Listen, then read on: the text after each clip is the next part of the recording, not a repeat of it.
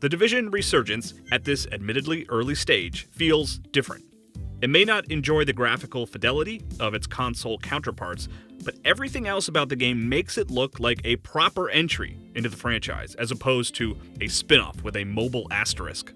GameSpot recently got to see the game in action and speak with the executive producer, Fabrice Navarez, and our look at the game suggested The Division Resurgence has the same mechanics and gameplay as its console and PC counterparts.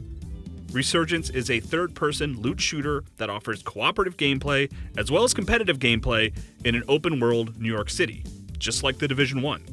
Resurgence is fully canonical to the world of The Division. It begins concurrently with The Division 1, which affords an opportunity to show some of the events at the beginning of that game from a new perspective. But Navarez says the bulk of the game takes place after the story events of The Division 1, so it also serves as kind of a pseudo-sequel. The main enemy in Resurgence is a faction new to the Division's universe. They are called the Freemen, and they are made up of scientists, craftsmen, and engineers who are trying to survive in New York City. What makes this group different from previous enemy Division factions is not yet clear, but you will be fighting them for the first time on mobile.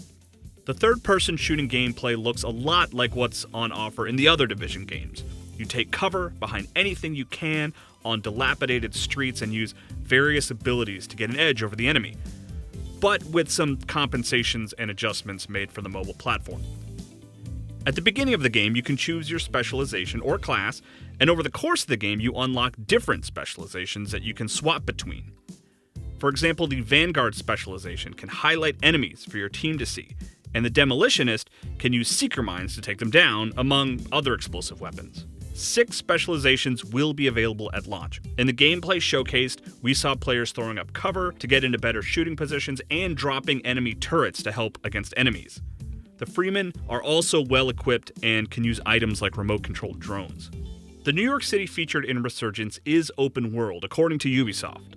The missions you tackle within it are split between main missions, world events, and other activities. Resurgence also includes a version of the Dark Zone, the Division's player versus player endgame area, built specifically for mobile, as well as the franchise's skirmish and domination modes for competitive players. Resurgence also features customizable user interface and control options, allowing for multiple setups for using the touch controls. Navarez made it clear the development team spent a lot of time focusing on touch controls to try and deliver an experience that feels comparable to the console and PC games, but Resurgence will also offer full controller support, limited only by your mobile device's options. You can use Bluetooth controllers or controllers that plug directly into your phone. Navarez said Ubisoft's goal for the game is to have basic parity with the first 2 Division games, and for it to be welcoming to established fans or new players, but the 3 games are being treated as standalone experiences. Resurgence is a fully independent game, which means, at least initially, we shouldn't expect any overlap between the Division games. Unlocks in one game won't apply to the other, but that is something Navarez says could be considered in the future.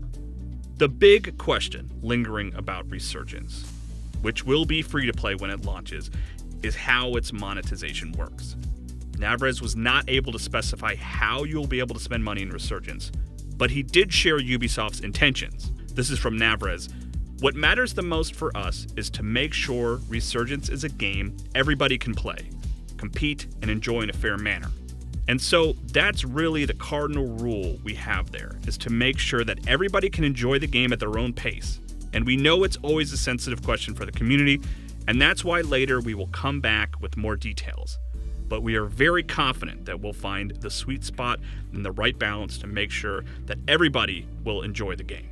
When player concerns about pay-to-win monetization schemes were brought up to Navarez, he reiterated his previous point, focusing on Ubisoft's intention to make the game as fair as possible. One element of the Division Resurgence that neither the Division 1 nor its sequel had to contend with was the prospect of making a game about a pandemic during a pandemic. The Division Resurgence began development in 2018 and will be entering a closed alpha soon, which means the bulk of its development happened and continues while the world still deals with the COVID-19 pandemic. The universe of the Division is fiction, Navarez is quick to remind. and was created in a pre-pandemic era, but there is no denying the resonance of the story in the face of current world events.